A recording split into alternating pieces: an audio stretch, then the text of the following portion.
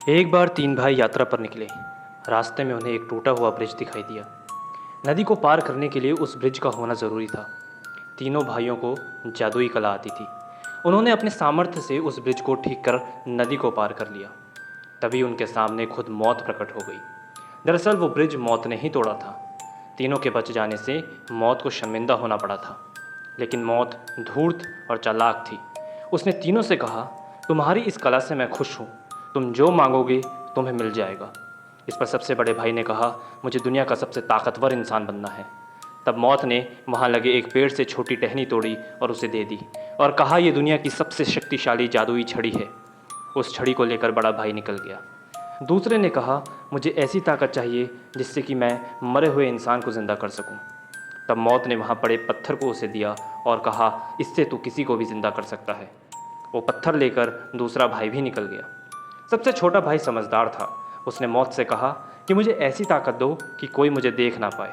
तब मौत ने खुद अपने चोगे से बड़ा टुकड़ा फाड़ा और उसे दिया, जिससे उड़ते ही छोटा भाई अदृश्य हो गया। इसके बाद बड़े भाई ने अपनी छड़ी से जगह जगह जाकर दादागिरी शुरू की। उसने पूरी दुनिया को अपना गुलाम बनाने की ठान ली थी। उसके सामने कोई नहीं टिक पाता था। अपनी ताकत के घमंड में उसने सबको उस छड़ी की ताकत के बारे में बताने की गलती कर दी।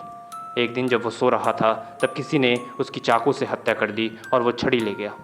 इस तरह मौत ने अपनी बेइज्जती का पहला बदला लिया। दूसरे भाई ने उस पत्थर की मदद से मर चुकी अपनी प्रेमिका को जिंदा किया। लेकिन उसकी प्रेमिका अब पहले जैसी नहीं थी। वो एकदम सूख चुकी थी और एक जिंदा लाश जैसी हो गई थी। उसका मन भी इस संसार में नहीं लगता था। इसे देख दूसरे भाई ने खुद भी मरने का फैसला किया और फांसी लगा ली। इससे मौत ने अपना दूसरा बदला लिया। अब मौत तीसरे भाई को ढूंढने निकली, लेकिन वो उसे उस चोगे की वजह से ढूंढ नहीं पाई। कई साल बाद जब तीसरा भाई बुजुर्ग हो गया तब उसने अपना चोगा अपने बेटे को दिया और मौत के साथ अपनी मर्जी से खुशी से दोस्त की तरह चला गया। कहानी से दो सीख मिलती हैं। मौत अंतिम सत्य है और इससे कोई नहीं बच सकता। और दूसरा, लालच कभी कोई फल नहीं देता। फॉलो करिए सुनी सुनाई और लुत्फ़ लीजिए ऐसी ही कहानियों का।